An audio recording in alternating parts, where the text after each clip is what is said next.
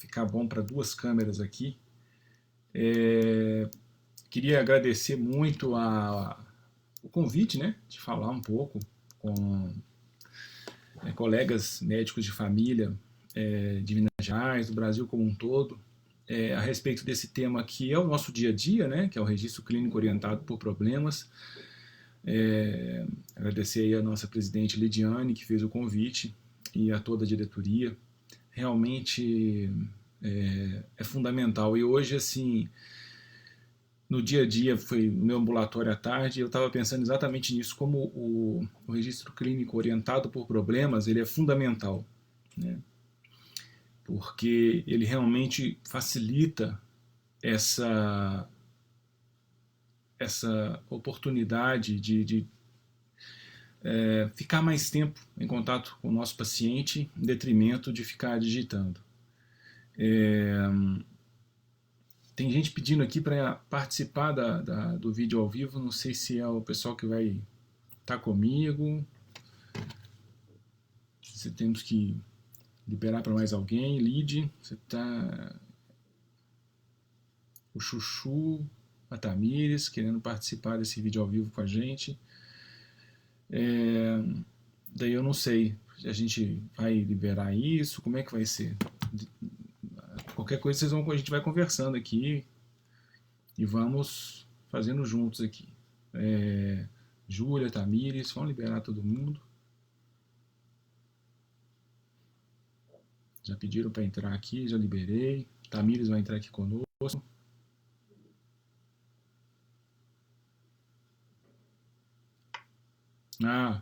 Júlia apertou errado, tranquilo.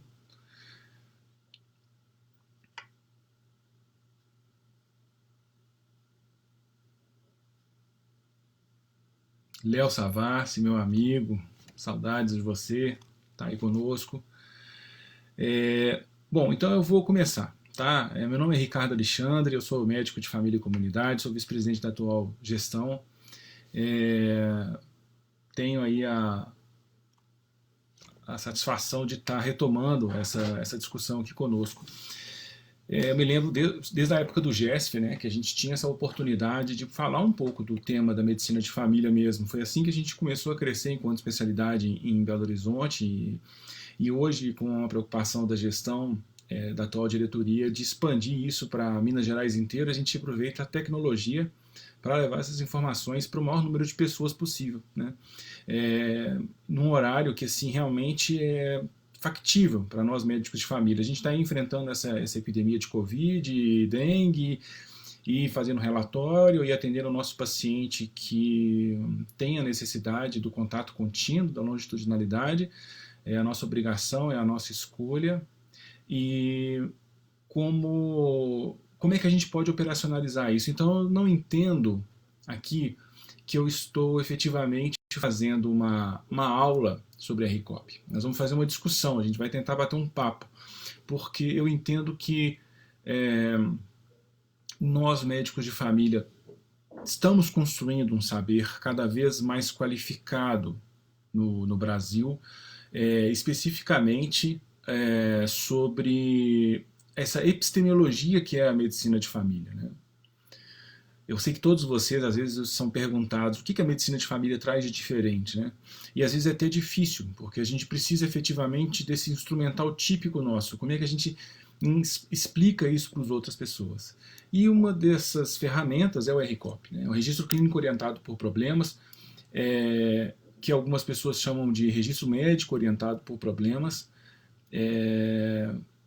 que tem uma parte dele que é o SOAP ou o RESOAP, dependendo da versão que a gente absorve ou avalia disso. E eu vou tentar trazer algumas informações do básico que a gente já sabe e alguns meandros que eu tenho utilizado na minha prática clínica que eu tenho achado extremamente produtivo.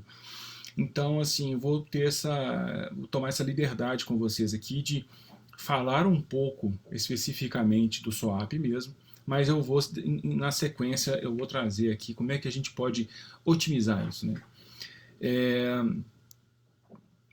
Só para lembrar os princípios da medicina da medicina de família, da atenção primária, né?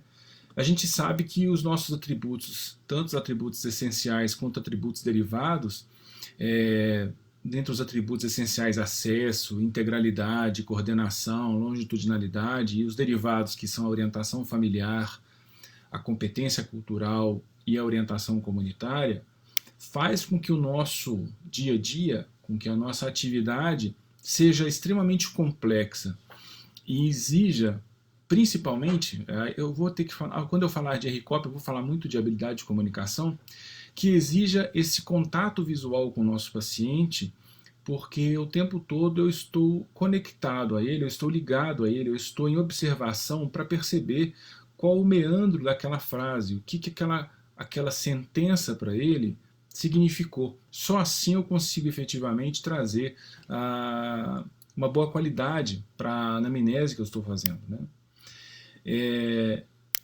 Então esses atributos, eles vão gerar esse desafio. E é isso que o SOAP traz para a gente. Ele traz uma facilidade de anotação, né? Já que eu estou em contato com o meu paciente e estou evitando efetivamente de abaixar a cabeça. Hoje eu estou usando aqui o computador para fazer a transmissão do Facebook, mas hoje em dia, basicamente, os nossos prontuários estão ficando eletrônicos, né? Então, muitas vezes, quando a gente está efetivamente registrando uma informação, tomando uma informação, eu estou virado para o computador aqui do lado e meu paciente aqui na tangente, ou então eu estou aqui virado para o computador, para a tela, e meu paciente ligeiramente bloqueado por essa tela, dependendo da estrutura física da unidade. Antigamente a gente tinha o trabalho de estar escrevendo, né? Então eu comecei a raspar o cabelo, inclusive nessa época, porque pelo menos o paciente podia admirar essa cabeleira vasta que eu tenho aqui. E aí, Lid, você está falando da imagem, é no Facebook ou no Instagram que está embaçada?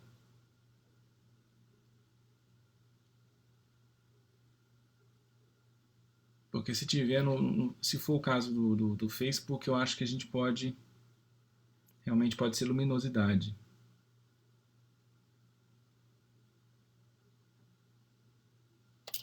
Vamos ver aqui, ó, ver se melhora um pouco. Fica mais, queima um pouco a luz, mas talvez tire esse embaçamento. No Instagram que está embaçado, me falem se está melhor assim.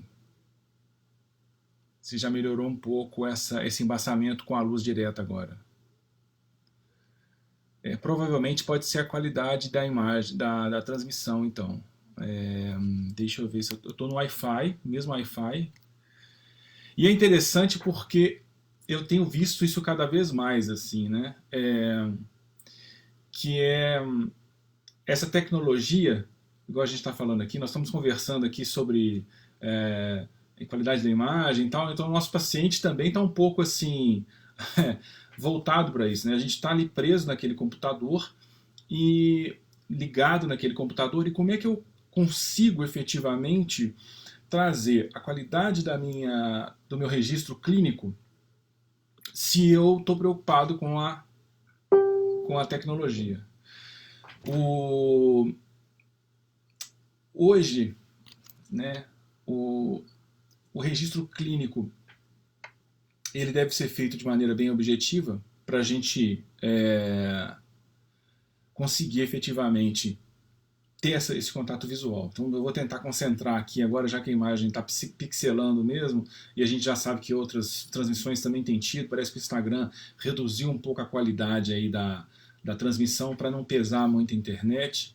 Então eu vou pedir para vocês paciência, mas quem quiser mais uma qualidade melhor, no Face a gente está transmitindo também, a gente pode, vocês fiquem à vontade, por favor. Então eu tenho aqui a minha questão de estar digitando e não estar em contato visual com o meu paciente.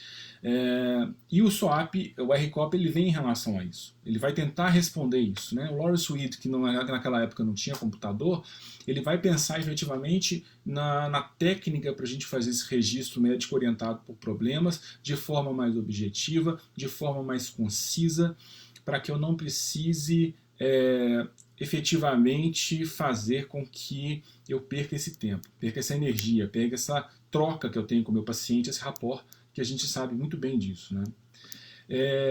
Esse registro da história clínica do meu paciente, né, que eu vou fazer, é importante entender que o ato médico ele trabalha muito nesse sentido.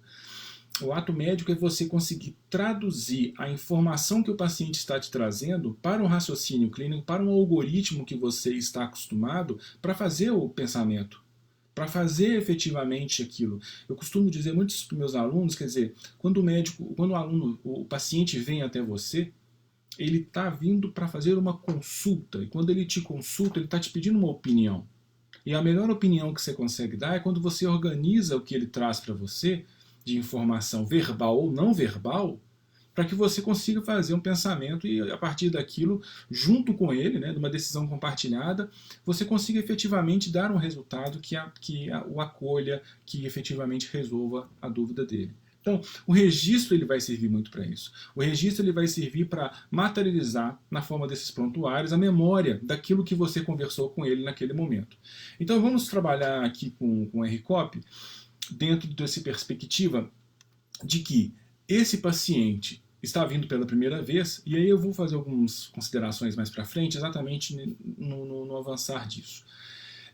Vai ajudar na minha continuidade, na longitudinalidade do meu cuidado, na comunicação e na tomada de decisão. Então, o paciente vem até mim, fala, né, ele cita, e ele me informa, e aquilo eu organizo aquela informação, e eu devolvo para ele. Então, deixa eu ver se eu entendi. Você está falando isso, isso, isso. Quem não é médico de família que está acompanhando aí, os alunos, etc. e tal, Gustavo Labanca, nosso colega professor da UFOP, entrou aí também, uma grande honra.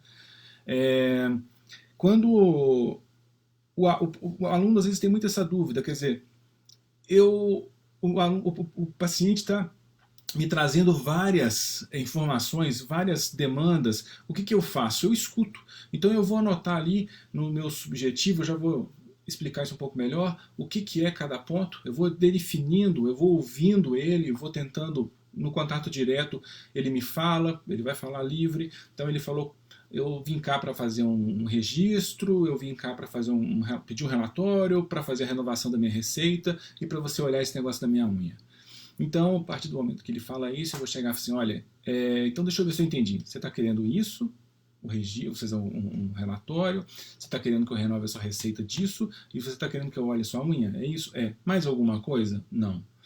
Então, esse é o registro inicial da consulta, né? Você está organizando essa consulta com ele, você está tentando trazer com que ele faça você transforme aquilo que ele está trazendo para aquilo que você tem domínio, que é o algoritmo médico.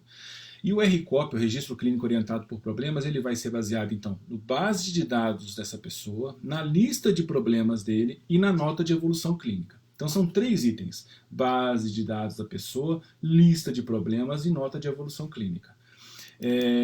A base de dados da pessoa vão ser informações que, basicamente, os prontuários têm, né? O que é? Vamos lá.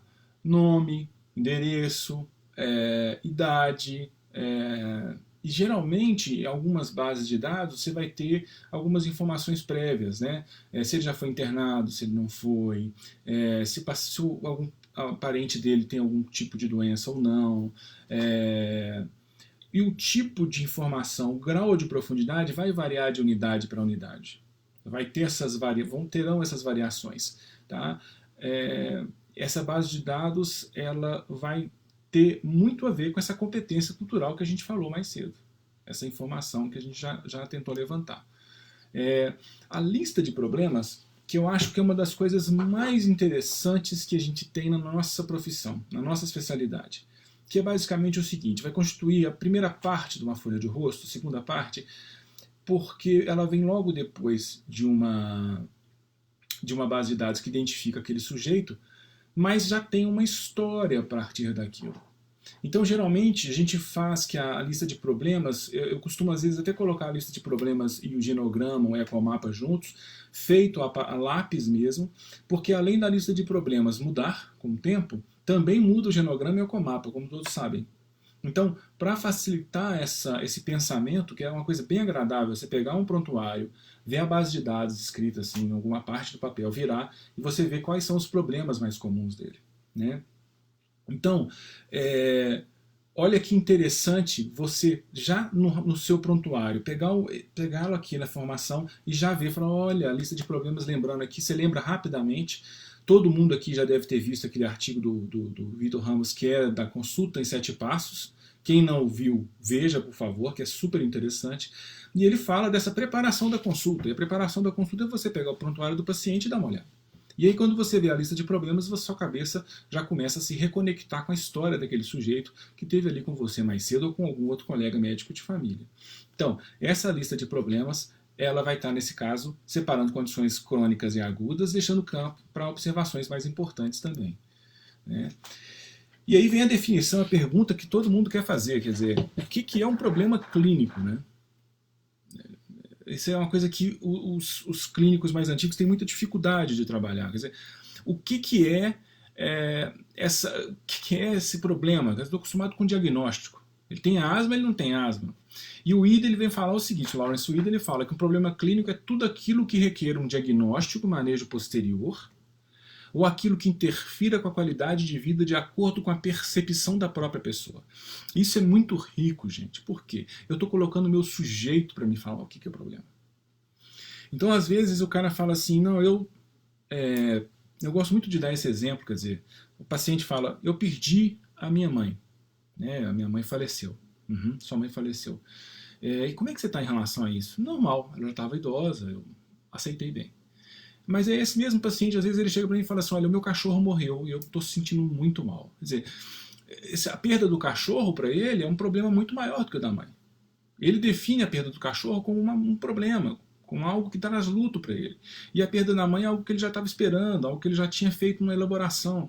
Então é muito importante que definamos, junto com o nosso paciente, com o sujeito, o que é a lista de problema. O Haeckel vai falar uma coisa parecida, que o problema clínico é qualquer questão fisiológica, psicológica ou social que seja de interesse do pessoal e ou da pessoa que está sendo cuidada. Ou seja, o Haeckel ele já traz alguma coisa um pouco mais dura, um pouco mais elaborada, um pouco mais fechada, mas ainda assim ele tenta entender que esse sujeito traga para a gente a informação do que é problema para ele. Então esse problema clínico ele tem essa plasticidade, essa subjetividade, porque isso é muito da nossa área de trabalho.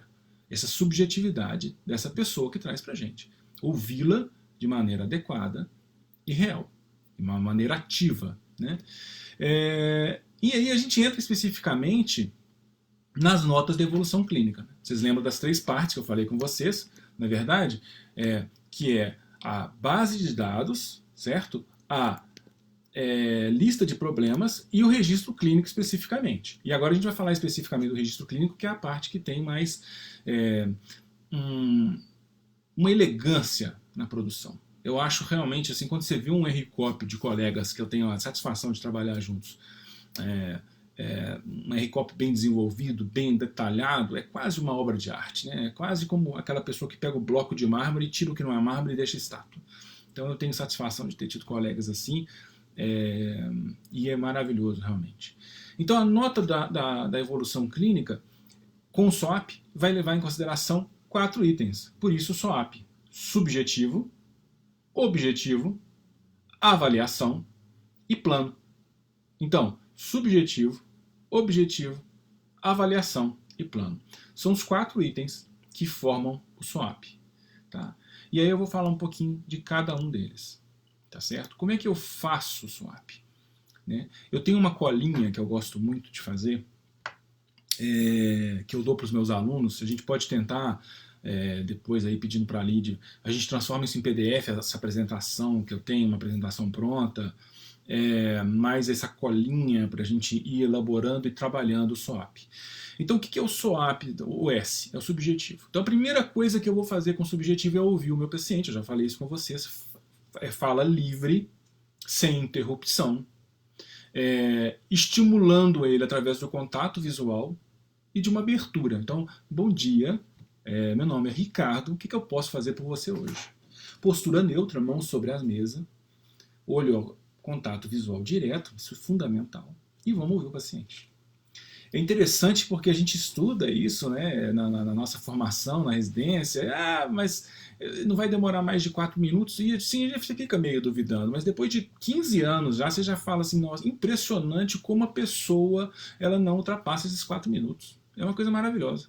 Então, 4 minutos eu estou falando que é muito, tá? Na verdade. A maioria dos pacientes não vai passar de 2 minutos. Ele vai elaborar e é muito interessante quando o paciente fala assim, eu tenho um monte de coisa para te falar.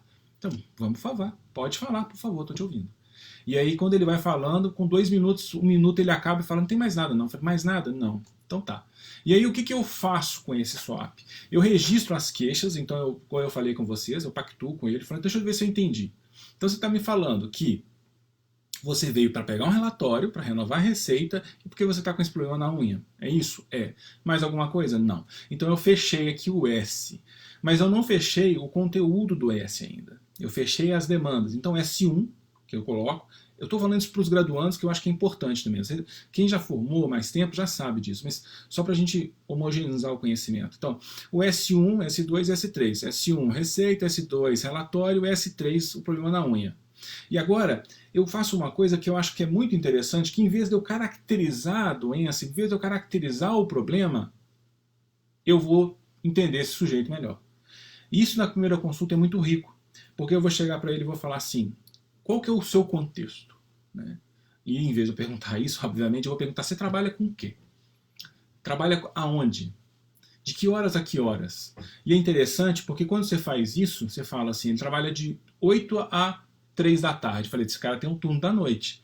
Você trabalha em algum outro lugar?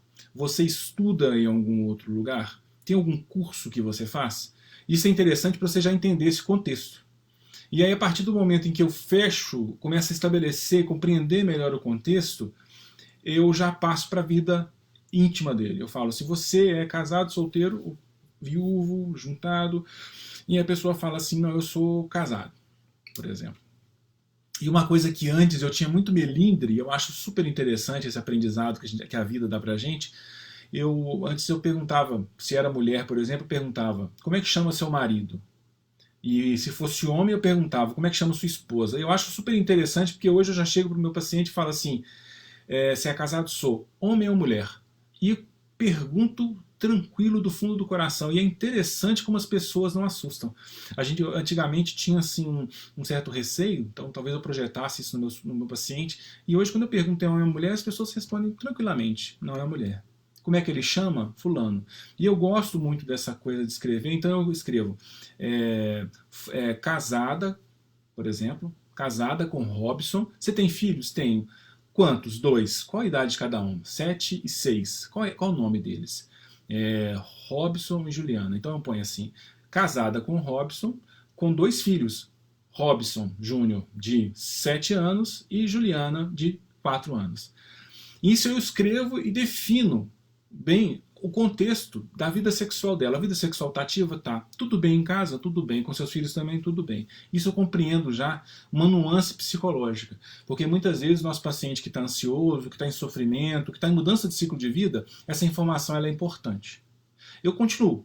Então eu falei do contexto, falei da vida, vamos lá, a vida familiar dela, e aí eu passo para um próximo ponto, que é na sua família, continuando, pai ou mãe, avó, tio, tem algum problema de saúde? Então eu estabeleço pergunta simples, aberta, eu dou uma oportunidade para a pessoa falar. Tem vários meandros nessa coisa do contexto da família e da família descendente e ascendente, porque eu estou trabalhando o contexto micro e macro nesse primeiro momento desse sujeito. Eu estou compreendendo os determinantes que fazem ela aquele sujeito. E muitas coisas do sofrimento surgem quando ela está falando disso. Então, por exemplo, já aconteceu demais comigo, o paciente fala assim, eu estou muito triste, e quando eu vou pegar o contexto do trabalho, da família, a pessoa fala assim, é exatamente aí que está o problema para mim. Essa pessoa me faz sofrer, o meu trabalho me faz sofrer, ou o meu filho é excepcional e eu tenho que cuidar dele, e ele está ficando doente, eu fico muito preocupada. Então, é nessa hora que eu começo a girar um pouco esse que ficou para trás, e que eu vou voltar. Então eu peguei o contexto geral, o contexto familiar, horizontal, descendente e o ascendente, e agora eu vou continuar atividade física, promoção e prevenção. Você faz atividade física, você fuma, bebe, você toma qual medicamento? Você tem algum medicamento que você toma todos os dias? Né? Você já foi internada ou operada por algum motivo? Não. Então nisso eu faço um grande resumo da história desse sujeito, abro um espaço para ele me falar e eu volto no subjetivo. Eu vou voltar nos 3 subjetivos para ela e vou fazer uma exploração disso. Funciona muito bem isso em problemas de ansiedade, tristeza, de conflito, que quando eu volto nesse ponto do subjetivo, eu dou uma oportunidade para a pessoa chegar lá. Eu chego para ela e falo assim, e agora?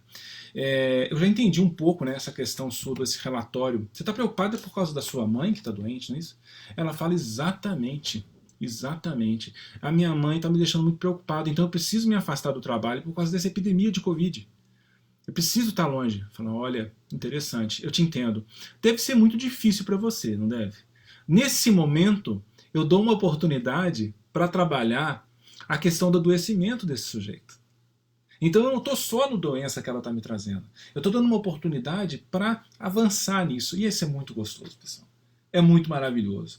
Quando você consegue romper essa barreira do medo do sujeito de se integrar, né? De se entregar naquela consulta, você abre um espaço para uma troca verdadeira, ou mais bonito ainda, uma troca que acontecerá num outro momento. Você começa a construir uma ponte. Nem todas as pontes são construídas e definidas no momento. E isso, quando você abre essa oportunidade para esse sujeito, você pode ter certeza que por mais que você receba um não ali agora, mais para frente isso vai gerar benefícios.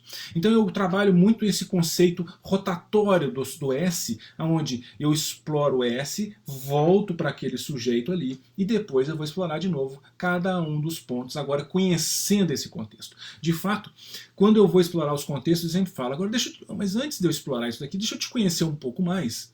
Me responde umas perguntas. E aí eu vou avançando e trabalhando isso com essa pessoa. Então, esse é o S, tá ok? Fundamental, o S é a oportunidade onde a pessoa se mostra, né? Onde a pessoa está se abrindo para você. Quando eu vou passar para o O, e aí vocês vão ver que alguns textos eles se diferenciam. Algumas pessoas falam que o O, enquanto objetivo, deveria ter ali a lista da medicação, mas eu gosto de explorar ele no S porque eu entendo que às vezes a medicação vai trazer umas informações para mim, para eu poder explorar melhor aquela questão.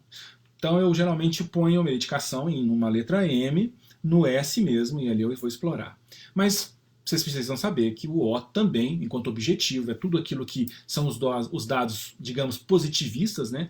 Os dados mesmo reais, que vão se considerar importantes do exame clínico, exames complementares e laboratoriais disponíveis.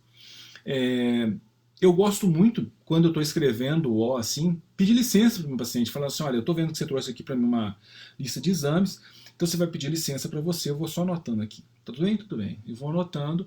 E enquanto eu vou lendo e anotando, eu vou comentando com o meu paciente. Sempre com aquele cuidado.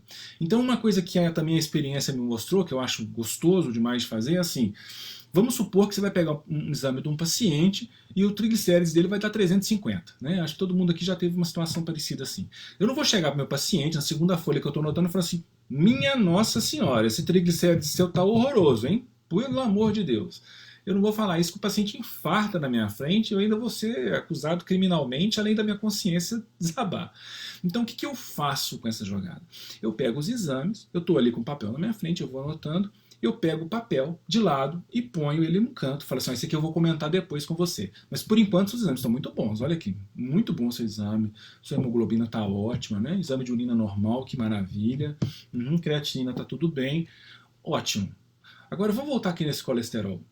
Eu estou vendo aqui que está alterado e tudo. Como é que está a sua alimentação? Se, por exemplo, eu não perguntei, ou eu comento e dou um devolutivo para o paciente, discuto, penso nisso. Então, ali é uma oportunidade onde eu vou, em contato visual com o meu paciente, fazer a troca com ele daquelas informações objetivas que ali estão.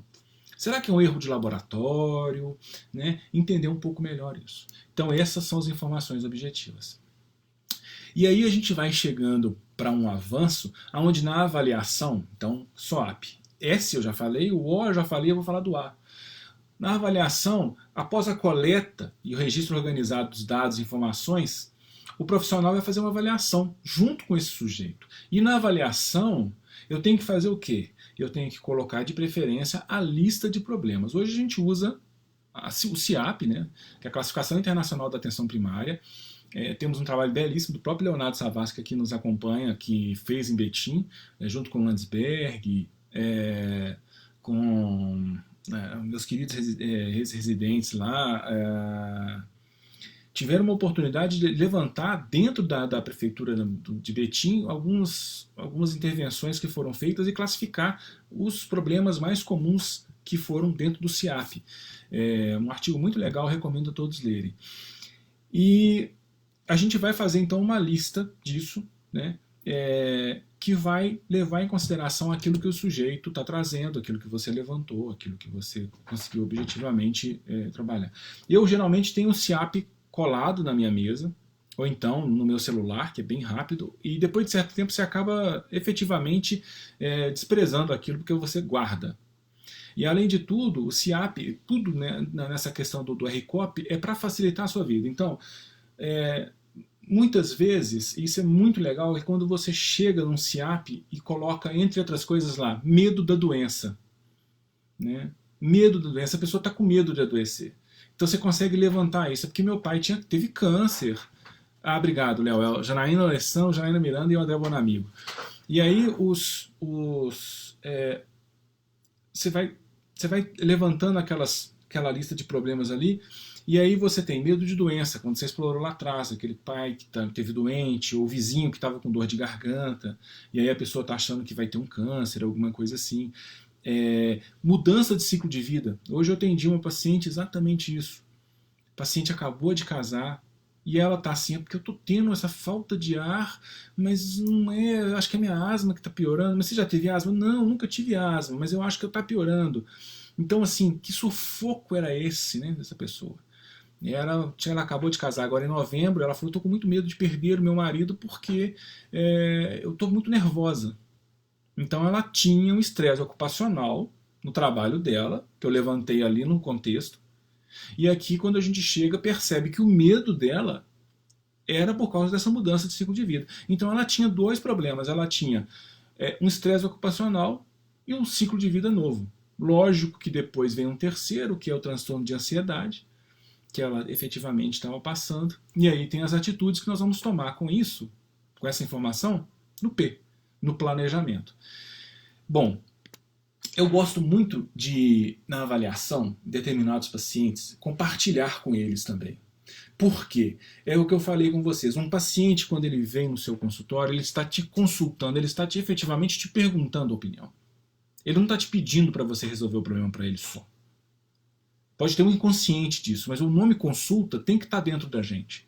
Esse paciente está vindo me consultar, é uma consultoria.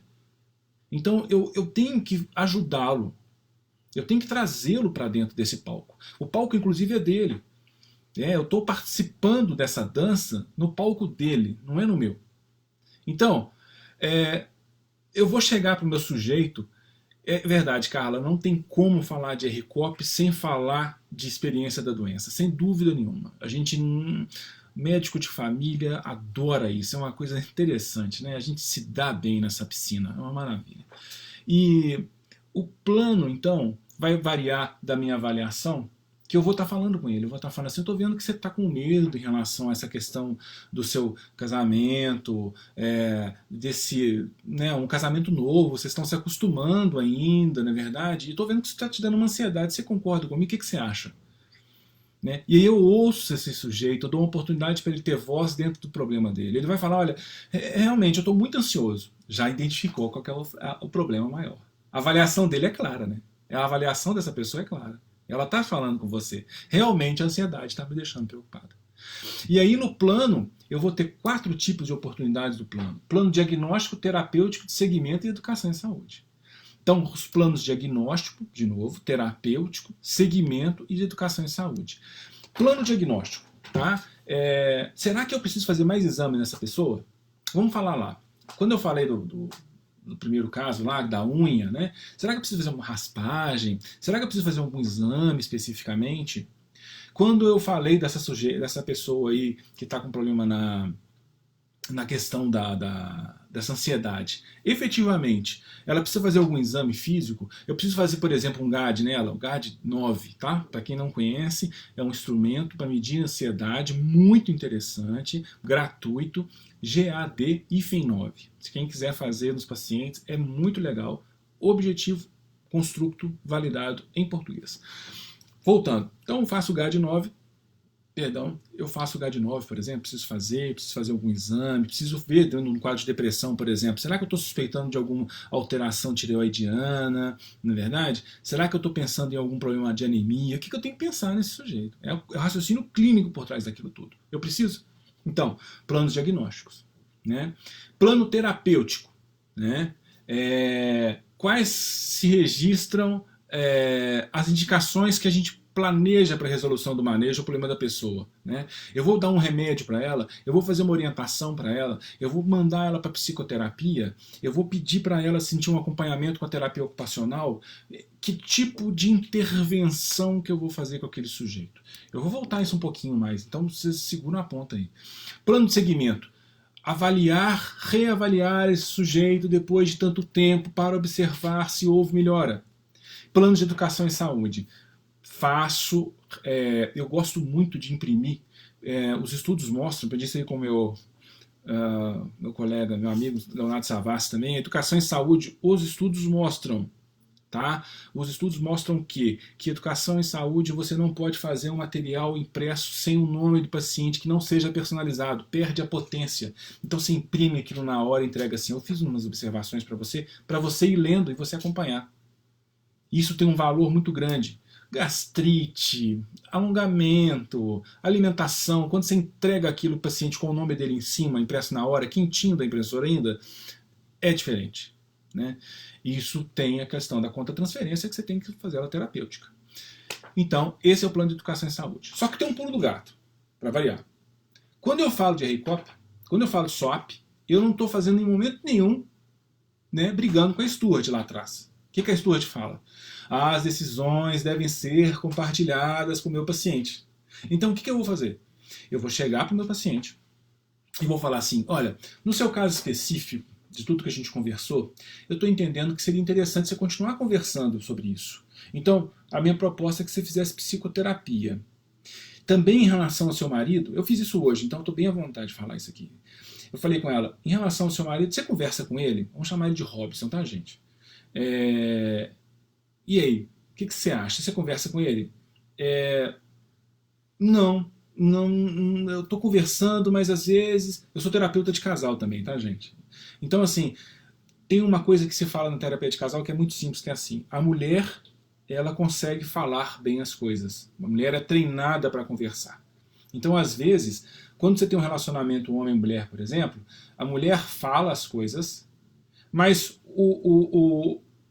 o homem não fala, o homem tem dificuldade. O homem é ensinado ao quê? O homem não chora, o homem não tem que falar as coisas, então fica aquela coisa, a mulher querendo falar e o homem não querendo conversar. É onde que o pessoal faz as piadinhas da DR, das discussões de relacionamento, né? Isso faz com que hajam conflitos. Então a gente tem que ensinar o homem a falar e a ouvir, né? Não nessa ordem, na verdade, e a mulher a escutar e a falar. Também de uma maneira menos agressiva. Isso traz qualidade para o casamento.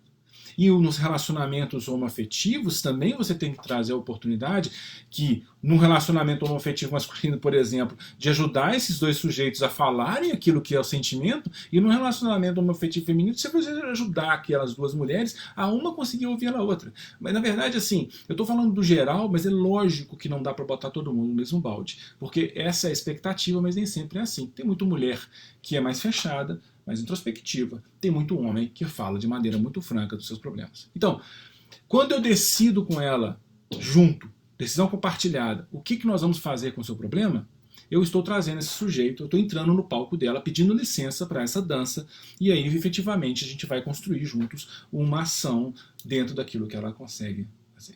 E aí na hora que eu for colocar lá no meu P o que eu estou pactuando com ela, eu escrevo isso não só para mim no futuro, mas às vezes um outro médico de família que vai atendê-lo ou algum outro colega. Lembrar o RSOAP, ele não, eu gosto muito dele de chamar RMOP, que é Registro Médico Orientado por Problemas, porque eu não acho, e isso muitos pensam assim, que o RCOP ele é especificamente da medicina, ele deveria ser de todos os outros profissionais que trabalham dentro da atenção primária. Mas a gente sabe que nem sempre é ensinado assim, então é um pouco, tá?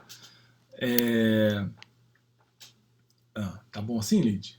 Então assim, basicamente, esse vai ser essa vai ser o mote específico, tá, do que vai ser o P. Bom, aí tem o outro pulo do gato, que eu acho que é nisso que nós estamos aqui conversando efetivamente e tentando planejar juntos o que seria o melhor. É super interessante dar aula em duas câmeras, que eu não sei para qual das duas que eu olho.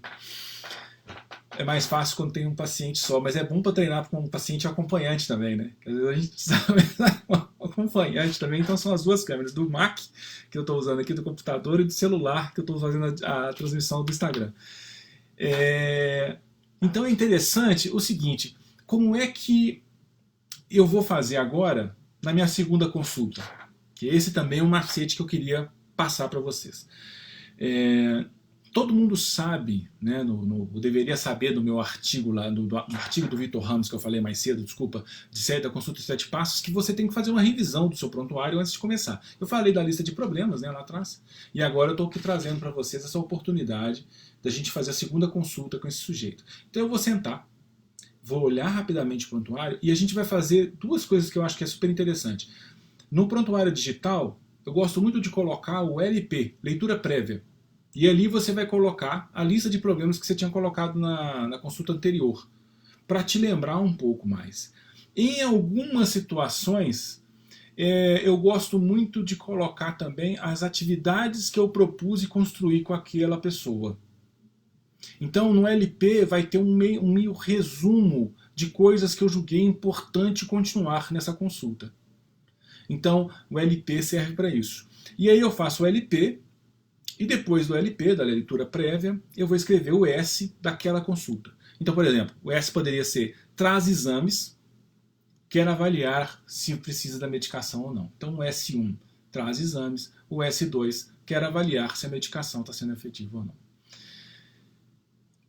Lembram que eu tenho a lista de problemas no RCOP, mas como o prontuário digital muitas vezes não tem essa opção de ter a lista de problemas, acaba que eu tenho o LP, que é a lista, que é a leitura prévia, ou lista de problemas, como queira, dependendo de onde você está tomando a sua fonte, você vai afetar efetivamente esse lembrete daquilo que está ali acontecendo, e vai sendo dessa forma que você vai fazer a melhor consulta. E por fim, eu acho que assim, a gente já explorou bastante aqui a questão do nosso tempo, que nós tínhamos planejado em torno de 20 minutos mesmo para a gente poder ficar com vocês aqui, para não ficar aquela coisa demorada e lenta. O RCOP é isso, pessoal, ele serve, e eu acho que aqui, eu não lembro quem falou isso daqui de forma muito brilhante, na minha opinião, não dá para você discutir qualquer coisa de medicina de família sem você falar, por exemplo, do clínico, sem você falar da consulta de 7 passos, sem você falar da habilidade de comunicação, que são os nossos pilares. Tá? E o RCOP ele serve para isso, para você melhorar, qualificar a qualidade do seu rapport com o seu paciente que lá está. É assim que você vai efetivamente melhorar a qualidade do seu cuidado e atingir muito mais resultados dentro da consulta clínica, dentro da medicina de família.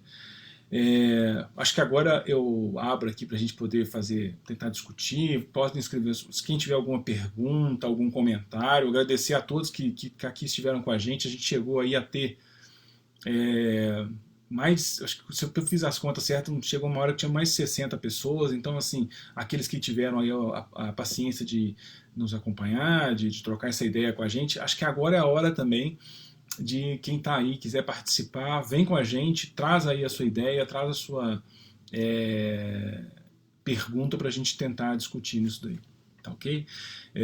Obrigado, Lidiane, obrigado, Associação Mineira de Medicina de Família, que de novo, né, acho que tem essa oportunidade de levar o conhecimento, a discussão da medicina de família para qualquer lugar de Minas Gerais, do Brasil. Nós temos aqui um capixaba na área, temos médicos de família maravilhosos nesse país nosso, E eu já vi a Aline aqui também, que é uma colega nossa também, que trabalha ali em Esmeraldas.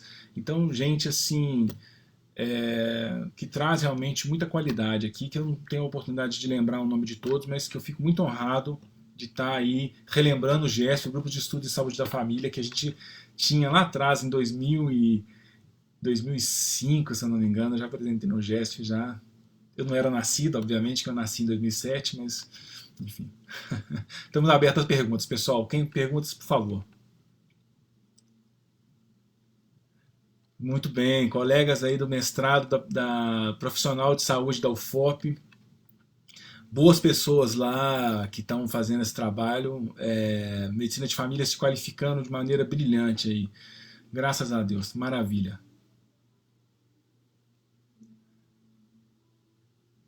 Eu vou pegar minha viola, eu não sei tocar. Ô Léo, você toca alguma coisa aí, Léo? Léo Arestrup.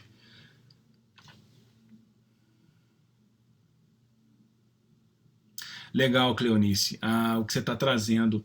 É, verdade, na prática clínica dá tempo de escrever a leitura prévia? Dá sim. Eu acho que o maior desafio, Cleonice, obrigado pela pergunta, quando a gente está efetivamente na, no meio digital, é mais fácil porque você copia e cola. Tá? Mas quando você está escrevendo no papel mesmo, você vai escrever palavras-chave que vão te lembrar as coisas. Ou então você vai falar o código do CIAP. E ali você vai lembrar, sabe? Eu acho isso muito rico, para te falar a verdade, porque você exercita a sua capacidade é, de concisão, sabe? De resumo.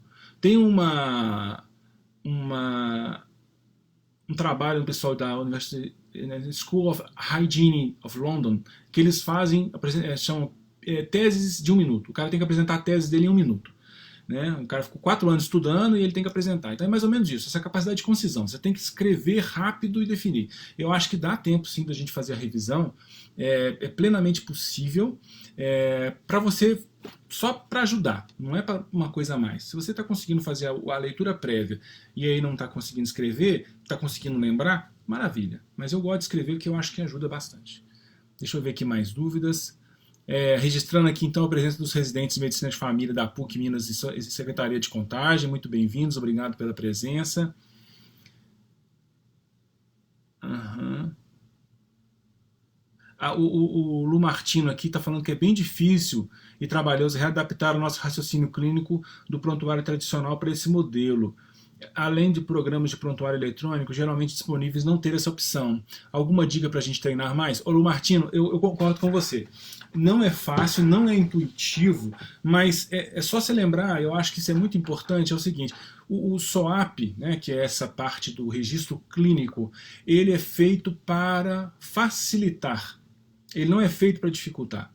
Então, quando você entende, eu tenho uma colinha, eu vou tentar disponibilizar esse PDF para vocês, quem quiser, me manda um direct aqui no Instagram, o meu Instagram ele é rick.alex@gmail, rick.alexmed, vocês me acham aqui na rick.alex.med, eu acho que é isso mesmo. E aí, manda esse direct para a Associação Mineira de Medicina de Família aqui mesmo, a gente tenta disponibilizar isso em PDF. Mas, basicamente, você vai trabalhar tentando resumir essa informação, tentando ser mais objetivo. Né? O registro que a gente faz, esse registro tradicional, Lu Martino, eu acho que muitas vezes nós vamos perdendo pedaços, é como um cometa entrando na atmosfera, sabe? Então no final das contas está assim, criança com febre, ao exame, bag, lote, e aí você não está escrevendo mais nada, você está efetivamente passando por cima. Então o SOAP ele vem para tentar manter o mínimo. E o desafio do prontuário eletrônico, que eu concordo com você, o que eu faço? Né? O meu prontuário eletrônico, por exemplo, na empresa privada que eu trabalho, vem lá assim, anamnese, exame físico, diagnóstico e condutas. Então eu faço um SOAP ali. Eu tinha colega que pegava e colocava numa página só. Então eu pego uma parte só, escrevo S, hashtag, e coloco, informo. O, hashtag, exame objetivo, exames laboratoriais e tudo. hashtag, aí eu vou escrevendo, lista de problemas, pá, pá, pá, pá, pá, pá. E no P? E aí eu gosto de fazer, até bom no Martino você ter feito essa provocação, porque eu gosto de fazer assim, para cada A, eu gosto de ter pelo menos uma ação. Então, por exemplo, se eu pegar o sujeito e falar assim que ele é ansioso, que ele toma, dependente de benzodiazepínico, por exemplo, e que ele tem uma artrite, eu vou colocar né? Ele tem ansioso. Aí eu vou falar, faço escuta ativa, marco psicoterapia para Eu abro uma chave, por exemplo, no escrito.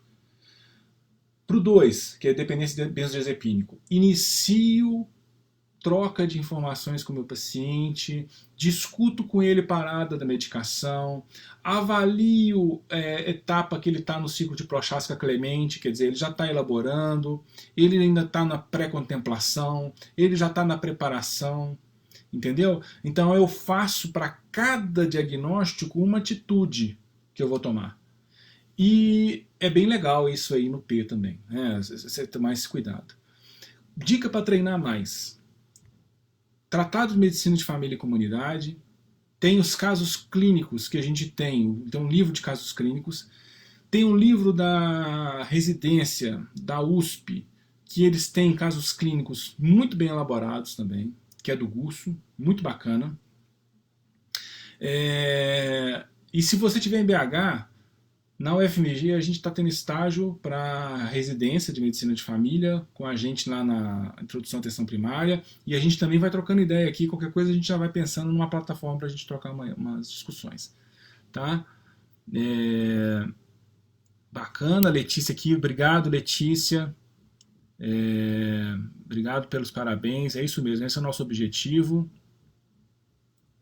Exatamente, a Lídia aqui já está exatamente trabalhando isso, né? Quer dizer que no prontuário eletrônico você copia e cola, mas no papel a folha de rosto e a lista de problemas ajuda pra caramba, mas muito mesmo. E facilita não é só para você, é para todo mundo que vai ter a oportunidade de ler isso, sabe?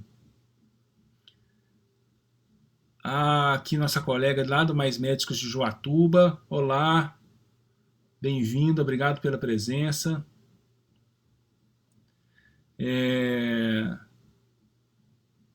Maravilha. E é isso, pessoal. Assim, então, obrigado aí pelas perguntas, pela oportunidade de discutir. Igual eu falei, assim, sinceramente, com uma audiência dessa estirpe, né?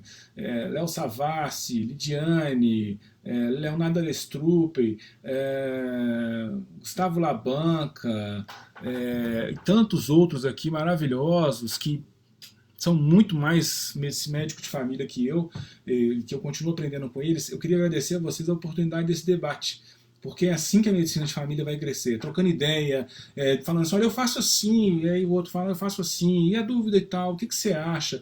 A medicina de família, se a gente gosta de gente, nós vamos gostar muito de médico de família também, né? Então precisamos construir juntos, e eu agradeço imensa a oportunidade de vocês, de ter tido esse debate assim na quinta-noite.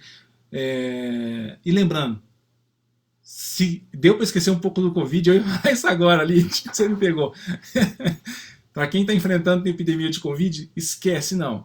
O RCOP ele é um registro rápido para você ter mais tempo para ouvir seu paciente. Porque, para além do Covid, tem um sujeito ali. Então ele pode estar até com problema respiratório, mas ele pode estar com outros problemas de vida também. E você só vai conseguir perceber ele se você estiver olhando olho no olho. Beleza? Pessoal, muito obrigado, um grande abraço, até a próxima.